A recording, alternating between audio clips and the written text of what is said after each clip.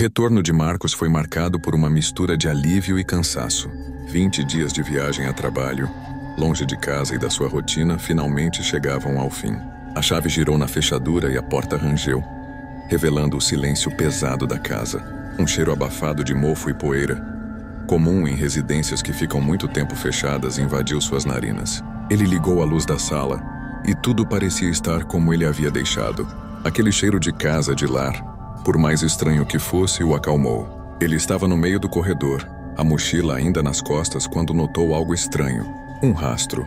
Não era de sapato nem de sujeira comum. Pareciam pequenos sulcos, como se algo pesado e com garras curtas tivesse arrastado pelo chão. O rastro levava em direção à cozinha. O coração de Marcos começou a bater mais forte. Ele morava sozinho, e a casa estava trancada quando ele saiu. Uma onda de adrenalina o fez largar a mochila. A cozinha estava impecável, exceto por uma tigela de cerâmica no meio do chão. A tigela não era dele.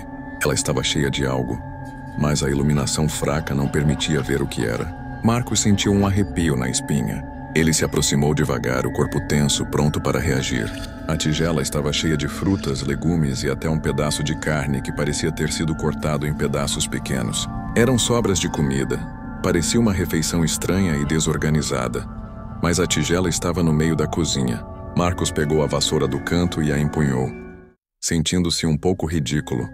Mas a necessidade de se proteger era maior. Ele foi para o quarto e encontrou a cama desarrumada, mas de uma forma esquisita, como se algo tivesse se aninhado ali, rolando. A janela estava aberta e a cortina balançava suavemente com a brisa da noite. Foi por ali que o intruso entrou. Ele checou o armário debaixo da cama e até o banheiro, mas não havia nada. A criatura não era um ladrão. Não havia nada quebrado, nada revirado, nenhum objeto de valor roubado. Era como se o intruso tivesse simplesmente se acomodado, feito uma refeição e depois partido. Ele voltou para a sala. O alarme de segurança continuava desligado e ligou o resto das luzes. A casa estava limpa. Na verdade, mais limpa do que ele havia deixado. Os móveis estavam alinhados, e ele notou que a estante de livros que vivia bagunçada agora estava perfeitamente organizada. As almofadas que ele tinha o costume de deixar espalhadas pelo sofá estavam empilhadas. Marcos foi para o quintal e viu que a porta do porão, que ele raramente usava, estava escancarada. Ele desceu as escadas e o porão estava limpo. As teias de aranha tinham sumido e os objetos que estavam espalhados agora estavam em caixas. No meio do chão, havia um ninho de palha e gravetos e uma pequena figura encolhida que parecia dormir. Era uma criatura pequena, peluda, com olhos grandes e escuros.